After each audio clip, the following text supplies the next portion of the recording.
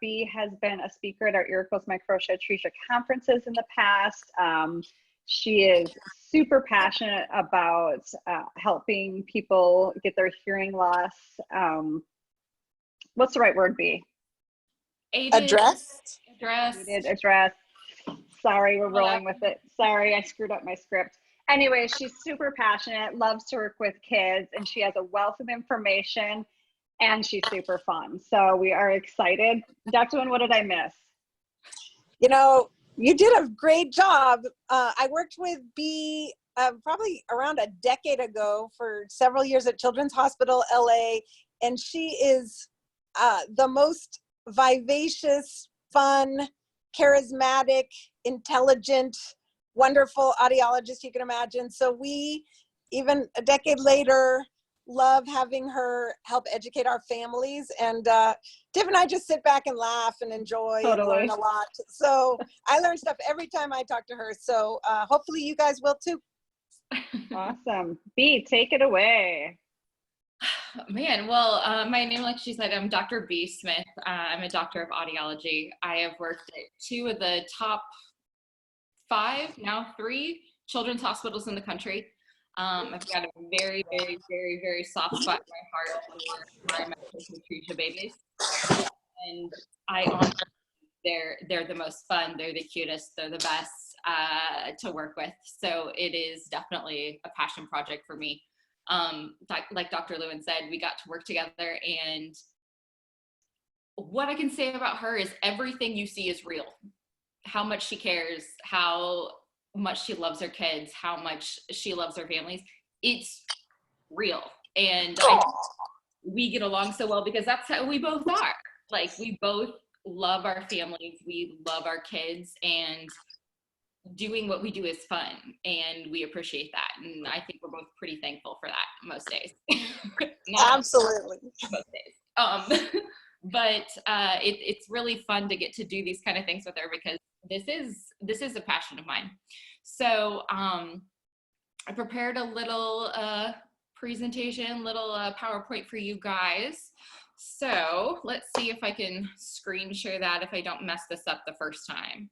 So let's see if I can get the, hey. Look at you. You're such a show off.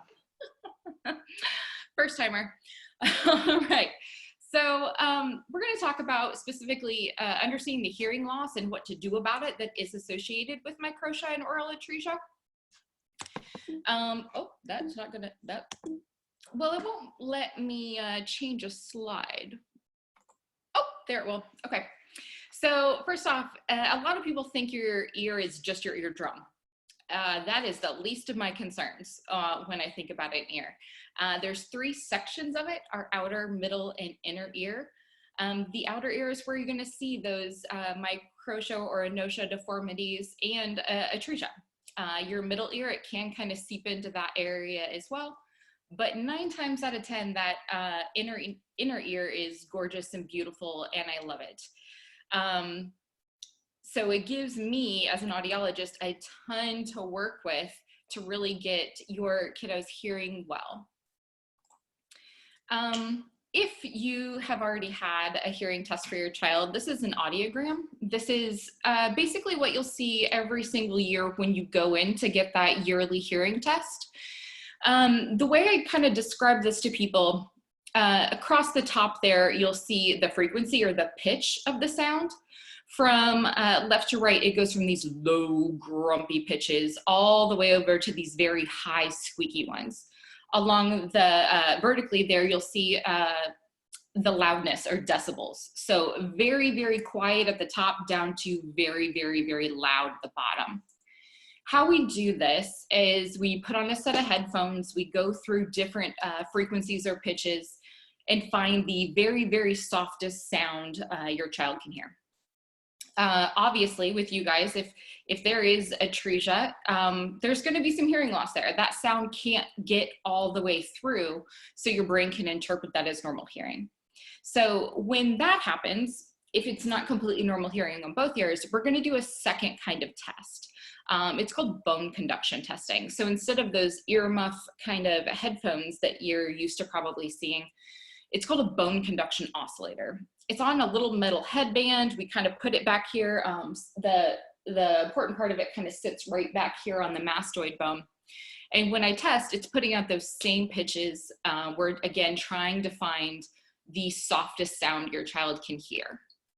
We chart that out on this graph, and it gives us a really nice view of what they can hear, what they're having trouble with, and it lets us know how to aid that loss and get them hearing where they need to be. With hearing loss, it's described in degrees of hearing loss.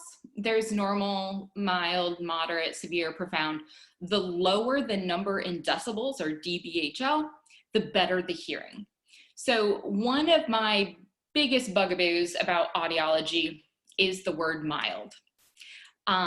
These terms, the mild, the moderate, the severe, these terms were kind of set way, way, way back when not enough information was gathered on what it means to have a mild loss, what it means to have a moderate hearing loss. I hate the word mild because people think, mild, no big deal. I have a mild fever. I'll take an aspirin. Oh, I have a mild scrape. I don't know. But to me, that word means no big deal. In audiology, mild is a huge deal. With a mild hearing loss, and I kind of have a graph to show you on a slide coming up here, you can be missing more than half of the speech sounds with a mild hearing loss. Now, if you're only hearing half of the speech sounds, that is not a mild problem. And that term gets thrown out to parents and even people, adults with hearing loss, and they all go, mild. If it's not properly explained to you what the impact of a mild hearing loss is, people are going to blow it off, and that's not a good thing. That's not a good thing at all. So we'll kind of get into that here. That same graph I showed you before, that's an audiogram. This is an audiogram too. It just has something superimposed over it to kind of give you an idea of what sounds are where. So if you look at where it says on the left-hand side there, 0, and it matches up with 2000 on that top, there's like a little palm tree kind of thing. That's indicative of like leaves blowing in the wind. So that's how soft it is and at what pitch it is. There is at 30 decibels across the side and 2000 down, there's a picture of a watch. That's like that ticking of the second hand on a watch that you might hear, or a clock on the wall. Now the thing that's boomerang, that's the good stuff. That's called the speech banana. There's all kinds of letter sounds, and I say letter sounds instead of letters because TH, that's one sound. And it's different than a T sound, and it's different than an H sound. So they kind of do these letter combinations, and sometimes an S can sound exactly like a C, which can sound exactly like a Z. So these speech sounds are represented on there to kind of give you a chance to see, if you have a hearing loss, what kind of things would you be missing? Right here, this is my bugaboo about the mild loss. So in that orange box there, that is normal to a mild hearing loss. Look at how many letters are inside that box, or cut off right along that 40 decibel range. Now this isn't quiet. So if it is silent and silent as can be, with a mild hearing loss, you're missing more than half of the speech sounds, all the ones that are in this box. If you're at a restaurant, if you're outside and your neighbor 2 doors down is mowing the lawn, if you hear traffic, all that is going to make that box shift down to give you a worse hearing loss because of all the interference of the other noise.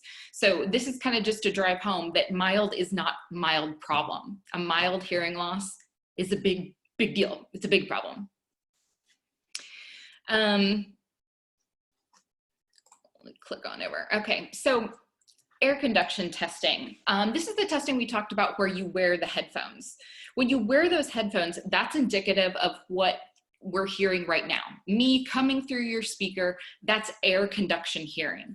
All the little molecules that I'm making bump together that are coming out of my lungs, that I'm changing with my lips, my teeth, my tongue, those are all going to my microphone. your speaker's blowing those back out at you. All the little air particles are smashing together to make the specific sounds that I'm making. That is air conduction hearing. That just whoop, goes right in your ear. This is where your child is going to have a hearing loss with Microtia and Atresia. Now, for Microtia and Atresia, you can get varied amounts of hearing loss. That depends on how much tissue is blocking the ear canal. With the atresia, it can be if sometimes there's bone blocking, sometimes the middle ear is sort of there, sometimes it's not. All that depends on how much air conduction hearing loss there's going to be. A pretty average air conduction loss, I put on the graph for you, about 50, 55 decibels. And as you can see on the graph, anything above that line in normal everyday life, your child's not hearing. So that's all of speech. That's not great. We got to do something about that. That's my job. That's what I do. So this would be a very typical example of something you might see on your child's audiogram, that 55-ish hearing loss. That would be a moderate hearing loss. Now we get to talk about the fun stuff about your kid's loss. If I, gun to my head, had to pick a hearing loss for your child, every single time I would pick the kind of hearing loss your child has, every time. Because that inner ear, the inner ear is kind of the guts, the glory, the really, really important part of hearing. For that, 9 times out of 10, that's totally normal for your kid. It's the best news ever because I can work with that. That's easy. When that part of the ear is damaged, we run into problems like, what is the signal that the nerve from the ear is taking up to the brain? If that organ of hearing is damaged, we don't know the clarity, we don't know the amount, the quality of the sound that is getting to your child's brain. But with this kind of hearing loss, it's called a conductive hearing loss, where the bone conduction, that headband with the little piece on it behind the ear, when those results are normal, that means I know exactly what is getting to your kiddo's brain. I know exactly if the sound is clear, if I can make it, completely normal hearing for your kid or not, if there's going to be a variance. Sometimes there is kind of a mixture of 2 different kinds of hearing loss that come with this. Pretty rare. Like I said, 9 times out of 10, you're going to see this with a bone conduction line in that normal hearing range, which is, I'm going to throw a little party when I test that, because it's the best news we could get for your kid, because I can work with that. That's easy. So how do I do that? Well, I'll tell you. So here's that picture. So if we have Microtia and Atresia, where that first X is there, that would be kind of the atresia that's blocking up that ear canal that might not be there. That second X there, that could be another area that has some damage, your middle ear space. Your outer ear is basically the outside here, your pinna, all the way up until your eardrum. Now, middle ear is eardrum all the way up until kind of that organ of hearing. Your little ossicles, the 3 tiniest little bones in there, those are part of that system as well. Sometimes kiddos with Microtia Atresia have some malformation of those bones, have them missing. No big deal. That's not a big deal, because we get that pretty little inner ear that's gorgeous almost always. So that, like I said, best news, love that. With that conductive loss, again, like I said, just like the picture, it's a loss of the outer and or middle ear, and that bone conduction is normal and air conduction is abnormal. Now, a lot of people ask me, well, if I get a atresia repair, that means my kid's gonna have normal hearing. Not necessarily. I would say almost all the time there's still a mild hearing loss. And y'all know how I feel about a mild hearing loss. Mild hearing loss is you're still not hearing half the speech sounds, and half is not good enough. Half is not good enough. If your kid only went to school and learned half of what their teacher said every day, is that good enough? No. If your kid only listened to you when you tell them to clean their room, well, they only do listen to you half the time when they clean your room, so that's not a great example. But they'll only hear you a fourth of the time then. We'll cut that in half. So half is not good enough. Our ear canal, when we go in there, it's not a straight shot, just bloop, right in there. It's not. There's these two big curves inside there. Those curves are there for a reason. We were designed like this for a reason. When sounds come into the ear, they are supposed to ricochet differently off those little curves. We were designed to do that. When we do an atresia repair, you can't make those curves inside there. It's impossible, you can't do it. A drill blade isn't shaped like an S. It's kind of a straight shot in there. That changes a lot of things. That changes how the sound goes in. Right now you have normal skin, just like skin that's on your arm. That's what's inside your ear canal, only very thin. Now, when we have a surgical ear with a atresia repair, it doesn't look like that. It doesn't feel like that. It's not as smooth 9 times out of 10. It's also not the same shape, like the diameter of the ear canal is usually different. All of this affects the sound.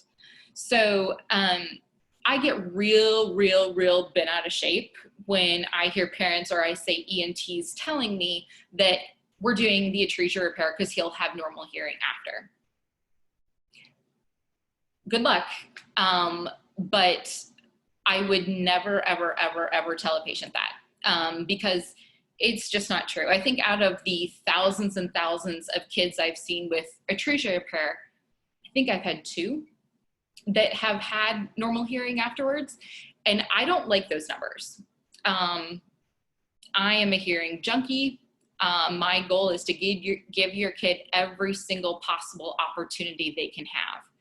And I want to be very clear that doing atresia repair is more than likely not going to give that to you. You're still going to have some kind of a hearing aid for your child if you want them to hear more than half of the speech sounds. So it's something that a lot of especially older ENTs tend to say, just, yeah, they'll be normal afterwards.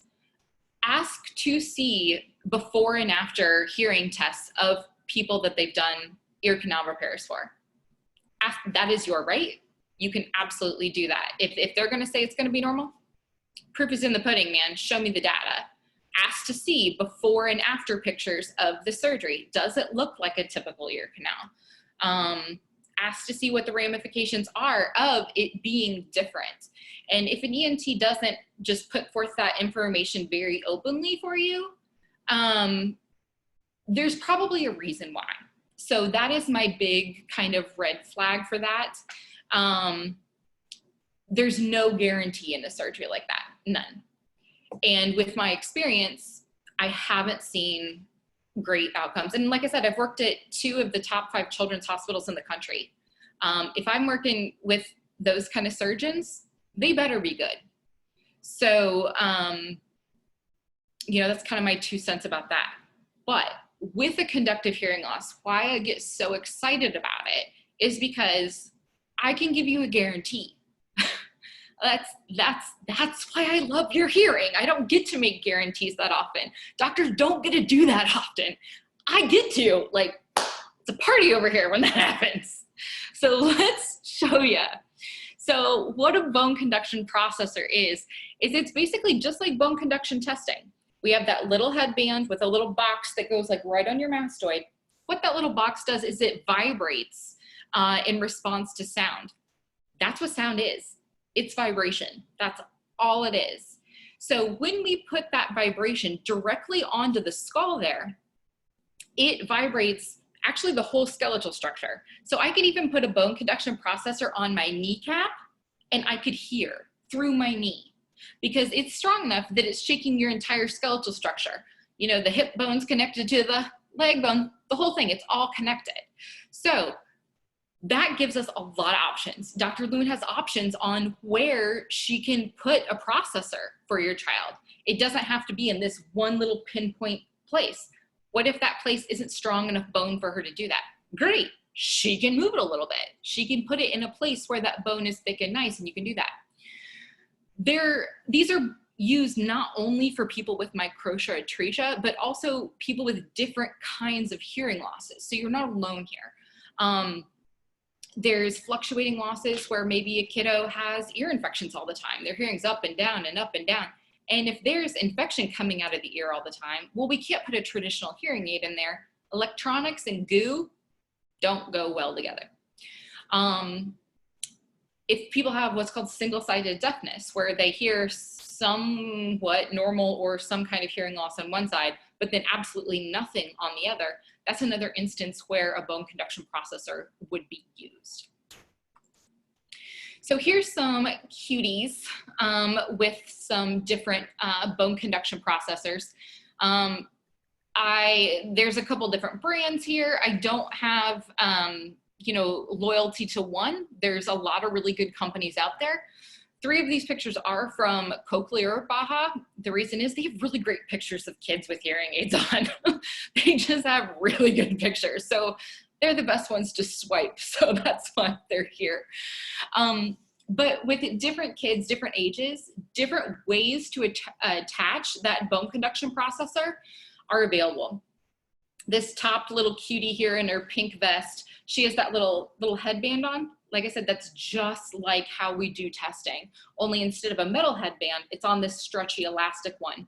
It puts tension on the processor with that elastic band, so it has good connection to the mastoid bone kind of behind the ear. It vibrates in response to sound, vibrates her skull, vibrates all the little teeny tiny things in her perfect, gorgeous inner ear system, and she hears normally. Pretty good gig. The one below that with the blue kind of processor there, that's kind of a new one. Have you ever seen people wear their sunglasses on the back of their head? That's always what I think of when I think of this way to attach it. There used to be metal headbands that went just like a girl's headband for their hair. Now they're doing them kind of reverse, like those people you see with their sunglasses on the back of their head. There's little ears that kind of, little tabs on the end that keep that tension tight to the mastoid bone, but it's behind the neck, so it's not, you know, in your way. A lot of boys particularly don't love to have like kind of a headband showing like the girl above. This is another alternative on how to connect it. Then those bottom 2 there, those are 2 different brands of bone conduction processors. Those both are attached with what's called, it's an implant post. Audiology stole this technology from dentistry. We steal a lot of technology from dentistry. So if Dr. Loon was doing your surgery, she would put this tiny little, gosh, it's smaller than a thumbtack. I mean, it's really small. There's a little screw portion on the end. She'll start a tiny little divot into the skull, kind of screw that in. And with time, the bone of your child's skull will grow around that, keeping that tiny little post very secure in the skull, the mastoid, just like they do in dentistry. If you lose a tooth and you want an implant, they put a tiny little screw in there, your bone grows around it, your cap of the tooth or the implant tooth clips right on top, just like this does. It's very secure. It's the absolute best way to get the best sound in because it's flat out attached. It's bone connected to the metal that gives you the sound. So you get amazing results with this. There's also another implant that Dr. Lewin can do, which is, it's a transdermal magnet. So she would basically put like a little pocket in there, slide in a little metal plate, and then the processor has a magnet on the bottom, and that plate's underneath your skin, and the magnet's strong enough to stick onto that metal plate with your skin in between. So that's where the word transdermal comes in. Dermal is your skin, trans is it goes through the skin. So you just basically pop it on there and the magnet sticks it there, and you'll get very good results with that. It depends on the thickness of the skin, how much fascia she removes. Obviously, the less kind of fat and tissue in there, the better, because it sticks better and you get a better basically transition of sound from the air to the inner ear. Let's see here. Oh yeah. So let's get nerdy. So this, people always ask me, my child is unilateral. Do I really need a processor? Do I need a bone conduction processor? You tell me. Okay, so in this example here, let's say that you have normal hearing in both ears. Everything's cool. Well, if you see that speaker there, if there's a speaker over on your left side and it pumps out sound to you, your brain knows where that speaker is, even if your eyes are closed, because of something called the head shadow effect.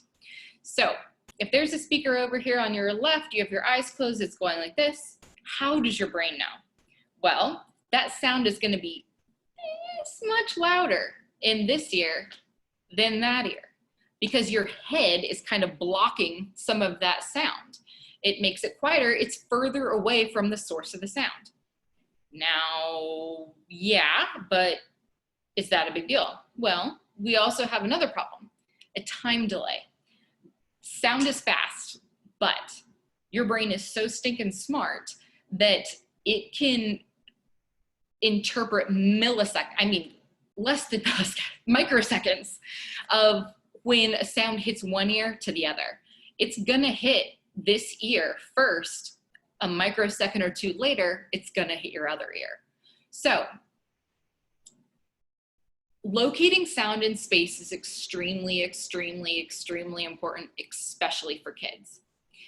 Look at the example here with the speaker. Who cares if you know where a speaker is? I don't. Replace that speaker with a speeding car. Do you care that your child knows where the car is coming from? You better. If they're crossing the street, you better. Now replace that with a barking dog charging towards your kid. Do you care that your kid who's playing in the sandbox, not paying attention to anything, knows that there's a mad dog running right at them and they need to know where to go? It matters. You wouldn't believe how many people, adults and kids, that I've heard that, people that they're with have had to yank them out of traffic because they hear a car coming, they look one way, it's not there, they walk out into the street and hear the cars coming from the other side. So in this example here, that left ear, let's imagine that you have hearing loss in that ear. With that, you no longer have any idea where the sound is coming from because it's always going to be louder in your right ear, and you don't get the benefit of having that, microsecond of delay from one ear to the other because the other ear isn't hearing it as loud as the other.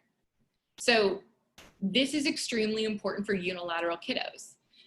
If we don't have two ears that are even in hearing, you will never, ever, ever, ever, ever be able to localize sound. And if your kid's gonna live in the pandemic bubble for the rest of their lives and never leave the house, all right, do they really need to know where sound's coming from? But if you let them walk outside, they should. So this matters in education. This matters in so many settings. If we have hearing loss in one ear, our brain also is not able to give us help with filtering out background noise versus the signal we want. You have two ears for a reason. They work together as a team to help your brain figure out, okay, we're in this noisy restaurant. I'm sitting across from Tiffany and Dr. Lewin. Those are the voices I want to hear, but we've got 100 other people around us talking. When your ears are even like that, your brain can filter stuff out. When there's only one doing that, it wants to hear everything. Your brain does not want to miss a thing. So it listens to everything. And when you listen to everything in that kind of environment, you lose the signal you want. When you have the two ears, the brain can focus, basically saying, this is what's important. I'm gonna leave everything else there, but it's not important. And with one ear, your brain can't do that. So do a little click here, and that's kind of that. This is the same exact scenario for a bilateral kiddo with Microtia Atresia with only one bone conduction aid. It's in the history of bone conduction aids and Microtia Atresia, people have gone back and forth on whether one bone conduction processor is enough or if two are. At the beginning with, you know, when I was in school, because I know how they work and how they stimulate the inner ear and know that they're very powerful, I was of the school as, you only need one. The more I practiced and saw kids and adults with bilateral Microtia Atresia, the more and more I understood that science and reality are two different things. And a textbook won't necessarily teach you that. You have to have the hands-on experience to see it. I have a ton of kids who had one implant that were bilateral, and their parents just kept saying, you know, they're still not hearing, they're still not hearing. And I could test them, and yes, they were hearing, but you add any external noise, you put them in that restaurant with all the people around, they still only have one ear. So the brain can't focus on what the real signal is and what they actually need. When we do two implants or two processors, that again gives the brain the ability to say, okay, my ears are even. I can now localize sound. I can now pick out what the signal is that's important to me, and I can focus on it. And this background noise can be just that, can just be background noise. So especially, I would say older ENTs, a lot of them say, if you're unilateral, you don't need a bone conduction processor. If you're bilateral, you only need one. Well, ENTs don't do hearing aids. ENTs don't do hearing testing. ENTs don't see that because that's not their specialty. Their specialty is not hearing. Their specialty is not hearing aids. It's not bone conduction processors. They just know what they were taught in the textbook whenever it was that they were in med school. And what I was taught in school was what they were taught in school. That is now absolutely changing. That is changing because we now have the data, we now have the research that we have enough kids and have enough people that are bilateral with two bone conduction oscillators that we can show people the stats, we can show people the data, and it's absolutely a different ball game if you're bilateral and you have one processor versus two. And like I said, I'm a hearing junkie. I don't want your kids to miss anything. I have a little cousin with a severe to profound hearing loss. I diagnosed her when she was 3. She does not have Microtia Atresia. She has another issue with her hearing, and it's the bad kind, the one where inner ear is not great. I've got to take her through the entire process, and because I'm family and because I get to talk to her every day, I get that inside look where normally I don't get that with my patients. They call me when they need me, or they come in for their yearly hearing test and I get a catch up. But with her, I get to see the every day, and the difference between a bilateral aided loss and a unilateral aided loss, night and day. So it truly is important, and I would fully support you for bilateral Microtia Atresia to do bilateral implants or any kind of bone conduction you want to do. And if you're unilateral, absolutely, I would support doing bone conduction for that microtic ear, atretic ear. So that's fine. My Dr. 2 cents on that. We also have other things that you can help out, and they're all called assisting listening devices. And what an assistive listening device is something other than a bone conduction oscillator, something other than a regular hearing aid that can also help out. Big fan of assistive listening devices. It just makes life easier. One very, very common ALD is an FM system. So with an FM system, you've got a person who's talking that speaks into a microphone. that sound gets amplified. That sound is then taken over FM signals, or FM radio really, and then put somewhere, either in a child's hearing aid, a child's bone conduction oscillator, or kind of an intermediary device that catches that FM signal and then takes it to the hearing aid or the bone conduction. Really what we're doing now is pretty much an FM system. I'm speaking, my voice is going into a microphone, it's getting amplified, and instead of doing FM, it's, internet magic. Internet magic is taking my voice instead of FM signals to you, and then your ears are catching it because it's coming out of your speaker. And with that, there's a lot of great different FM systems, some that can benefit like an entire classroom of kids, which I'm a huge fan of, and some that just benefit your kiddo with their bone conduction oscillator. These are now all Bluetooth. They're wireless. They're easy. You don't even know that it's happening. It's great. Let me show you some differences here. So these receivers are what actually is taking the sound to your child. They're all different. It can be a standalone device. It can be connected to their bone conduction oscillator with something called a boot. It's like a tiny little piece that kind of like clips into their hearing aid with these little like prongs.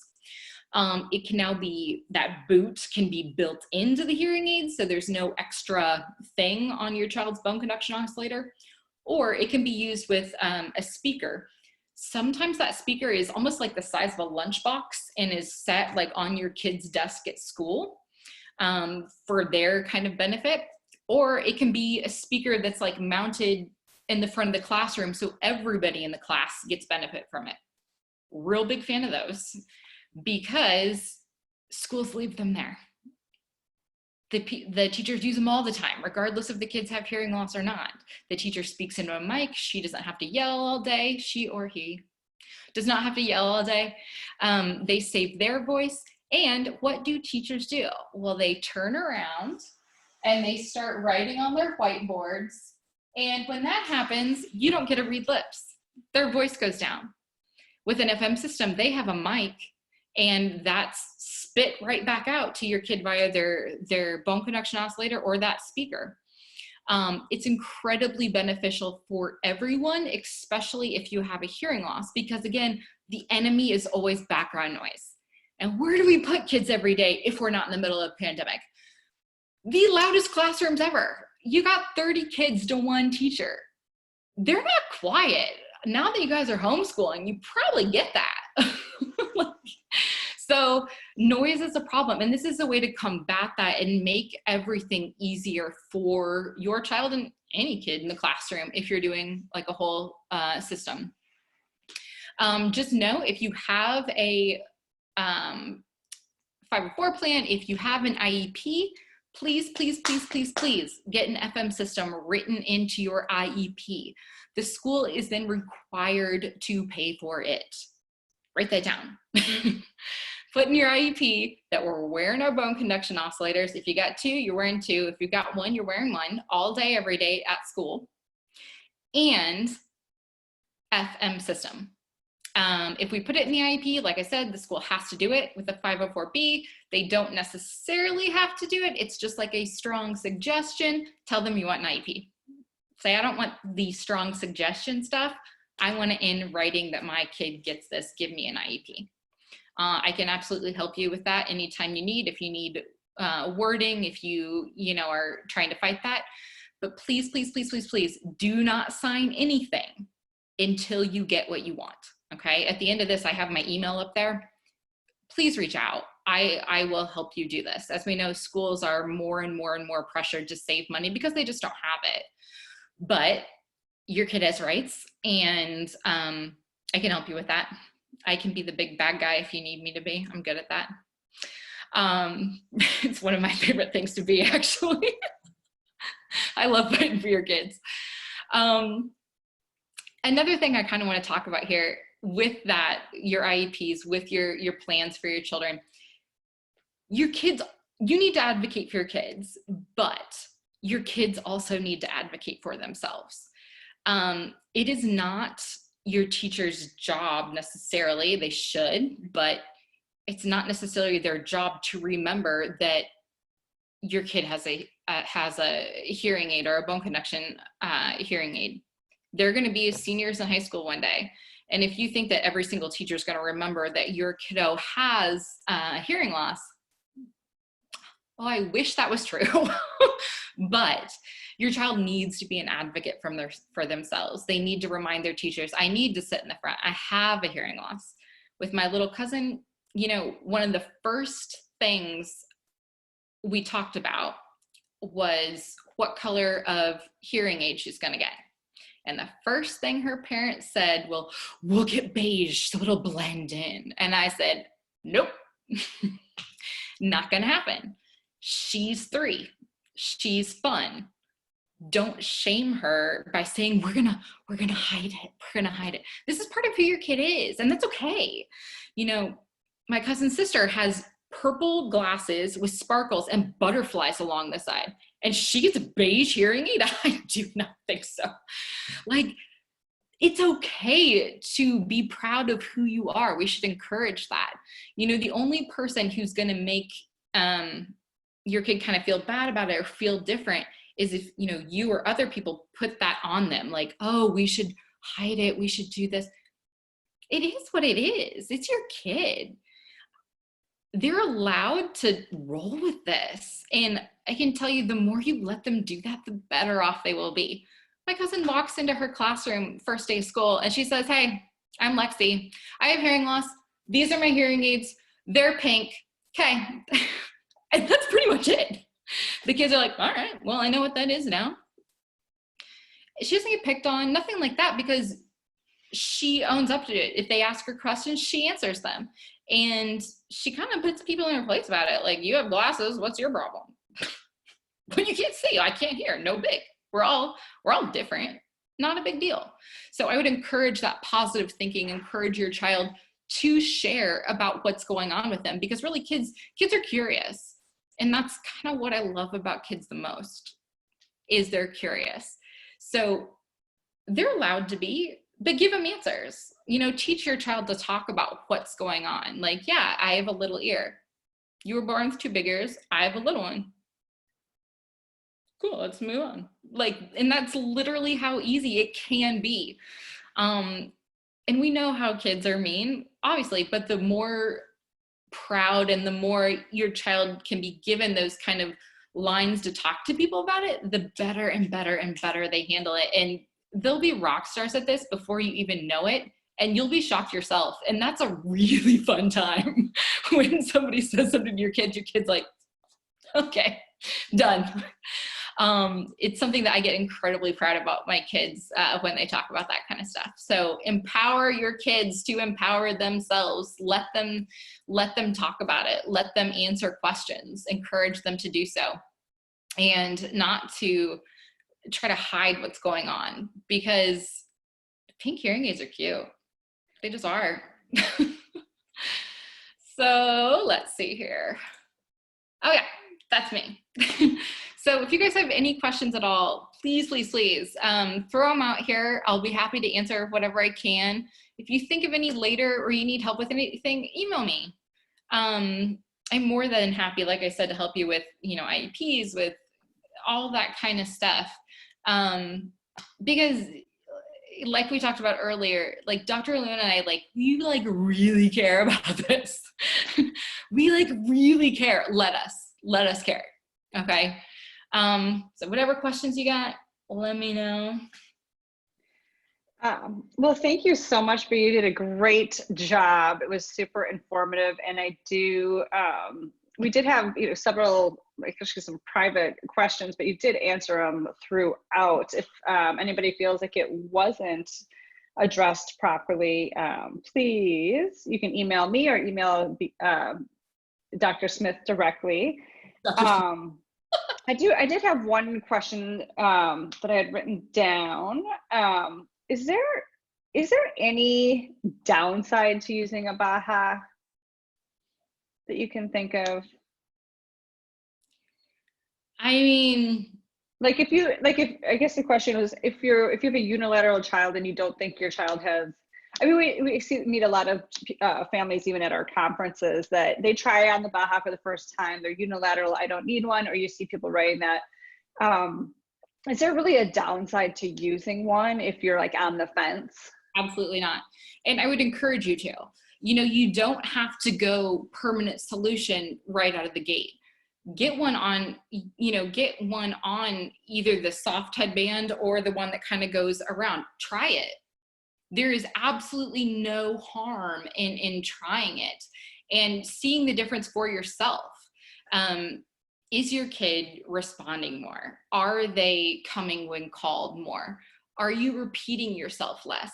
Sometimes when it's one of those things that like, you don't know what you don't know. So if I had hearing loss, if somebody's talking to me over there behind me and I don't know it, well, I don't know that I've missed something because it's not there. But when we have another person living with us or as a parent, you can kind of judge whether you are getting more responsive. Now, it's just huge. So even with a unilateral loss, unfortunately, kids are not born knowing language. And the critical language period for a child is between birth and 3. And the more data we can give them, and that sound is data, the more we just bombard their squishy little, sponge brains with all of that information, the better the speech is, the better the understanding is, the better the sound localization is. The only downside is just sticking it on them every day. But that's not a big deal. If your kid had to take some kind of a medication for something that was going on every day, you'd do it. Same thing. Like, think of this as stimulation for your brain. And do you want your kid to have a brain that's not as stimulated and not just thrown all that information so they're missing things? Of course you don't. Of course not. No one would do that. So there is no downside at all. And again, you don't have to go with like a permanent implant first. If you feel like you're on the fence, if you feel uncomfortable with it, go to an audiologist. See if they have one that you could borrow for a week or 2. Some do. Some have demos. Like, do that, please. I have a question for you, Bea. And I just wanted to thank you, first of all, because I think everybody can see your passion and what an advocate you are for our kiddos. And that's why we've had such a great friendship for so many years. And she's always my first call when I have a challenge before me. There's one concept that I think, it's a little advanced maybe, but I still think it's important for parents to understand. And I even don't entirely understand masked versus unmasked in an audiogram. And if you're getting testing before and after a procedure, seems to be that that's a really critical thing to understand when you're doing an audiogram. Great question. So basically what mask and unmask testing is, so especially with bone conduction. So with bone conduction, that little processor that we put on with that headband when we're testing, that is strong enough to stimulate both ears. So we as audiologists, we absolutely must do what's called masking so we can actually test each ear individually. We have to know that information, okay? So when we mask, what we're doing is, like, let's say that this ear is normal, so this ear is hearing everything, but this one is my one that's closed with Microtia Atresia, okay? So this ear is hearing absolutely everything. We put that little bone conduction vibrator on this side because we're trying to test the inner ear on this side. Well, we know that this is strong enough that this ear will hear it too. And because this ear hears everything, it's gonna pick it up and we won't be able to tell which ear is really responding. With masking, what we do is we put the bone conduction over here and we put headphone over this ear. And we're putting through this headphone like decently loud. We are keeping this ear busy and distracted so it can't respond to what we're doing on this side. So when we do that, we're making this ear not able to respond, so we get clear results out of this one. Masking is incredibly important. If your audiologist isn't masking, get another audiologist. I think that's a really important point that's never explained to parents, because I'll tell you, I ask every single patient for an audiogram. Every patient, you know, even if they're grade 2 and they have normal hearing, I still need to see the proof of that, right? And I get so many unmasked. I mean, sometimes I just get people that say, left Microtia Atresia cannot test, CNT, you know, on the audiogram, which drives me crazy because we're liar. That's why you need a great audiologist to be your advocate, and a parent needs to understand that much.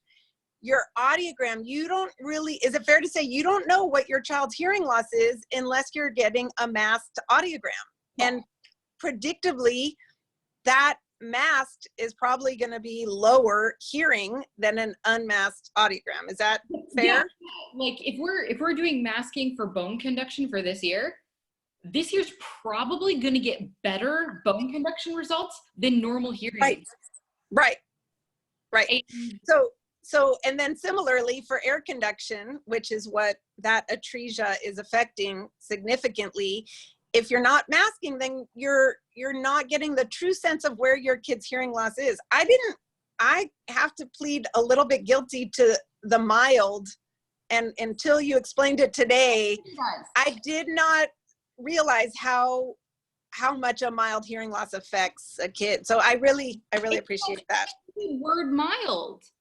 Yeah, it should start at a higher level. And with air conduction testing, so with air conduction versus bone conduction, it's slightly different. So if there's a big enough difference between the ears, if this ear, let's say, is at 10 decibels and this one's at like 80, you need to mask. Your head basically acts as a sound absorber when we're using headphones, okay? A head can basically block out in a kid about 40 decibels. So if I've got 40 decibels cranking out in this ear and nothing in the other, and like normal hearing in here, we're cool. We don't need to mask.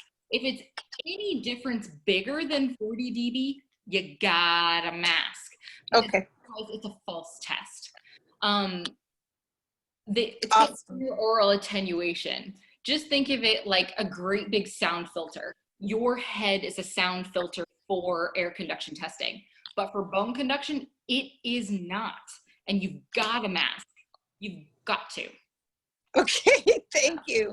That helps. One more question here, and then unfortunately our hour is up, but this is from Jennifer. When should a child have bilateral bajas by? My daughter is bilateral, only 6 weeks. Let me just say she's adorable, seen photos.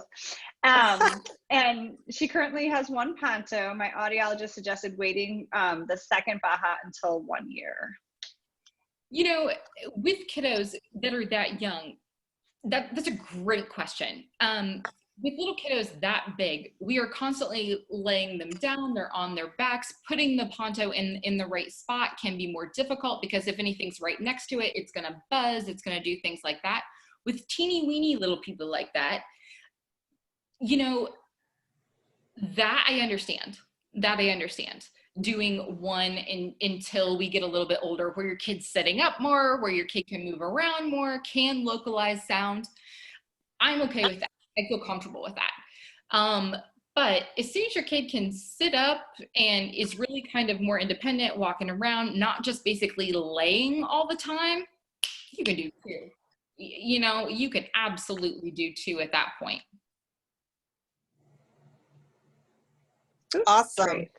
Well, thanks everybody. I really appreciate everybody chiming in. This will be recorded, as I had mentioned before, and we'll get that out to you. We'll also be having a survey at the end of this set of 3 live chats. So please look for that next Friday or so, and we'd love your feedback.